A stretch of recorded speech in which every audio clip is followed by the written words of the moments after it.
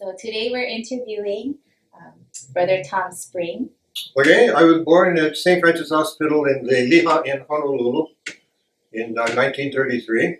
My mother remembers what time I was born because the sirens went off to remind everybody about everybody off the streets at 8 p.m. And so I grew up in Honolulu. I did some growing up in California when the family went up to the World's Fair in San Francisco in 1939-40. So I went to first grade, and I went to Maryknoll.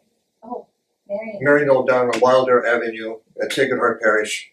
I went there till sixth grade, and then my father died when I was pushing 9. He died of tuberculosis in Leahi Hospital on the slopes of Diamond Head. And I told my mother, in the beginning of 7th grade, I told my mother, I need men in my life. Can I go to St. Louis and have the brothers teach me? So that's where I went. And I was there till the end of 10th grade, and that's when I left home to join the brothers. In the 10th grade? Yeah, at the end of 10th grade. If I'd have stayed, it would have been the class of 1951 at what was then called St. Louis College. What inspired you to join the brothers? Well, there were a lot of nice guys, brothers, on the campus at St. Louis. Brother Henry Holzer, a little guy, helped teach 7th grade, had 3 teachers in 7th grade, but he was a carpenter. And I had read something about the brothers, and I decided I wanted to be a working brother, like Brother Henry. And then one day in my sophomore year, Brother Joe Hoffman said, "Spring, see me after school." And I said, "Yeah, well, I haven't done anything. See me after school." So I went to see him, and he said, "You want to be a brother?" And I said, "Oh, yeah."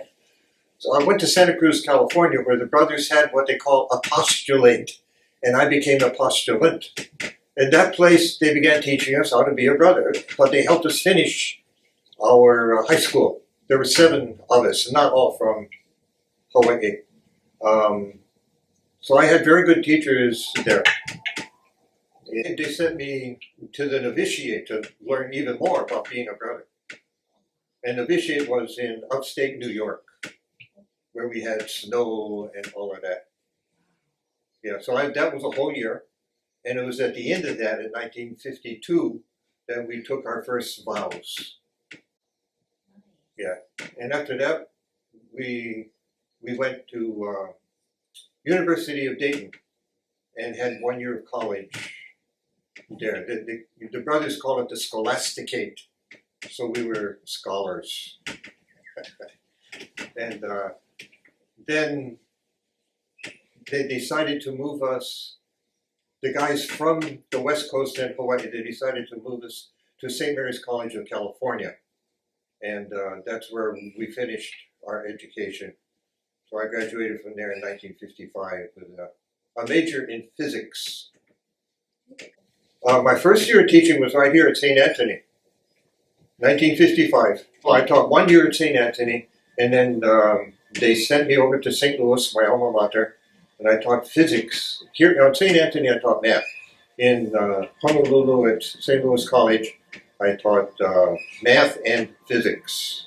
Yeah. 2 years, they made up their mind they want me to go to grad school. So I began a long career in grad school.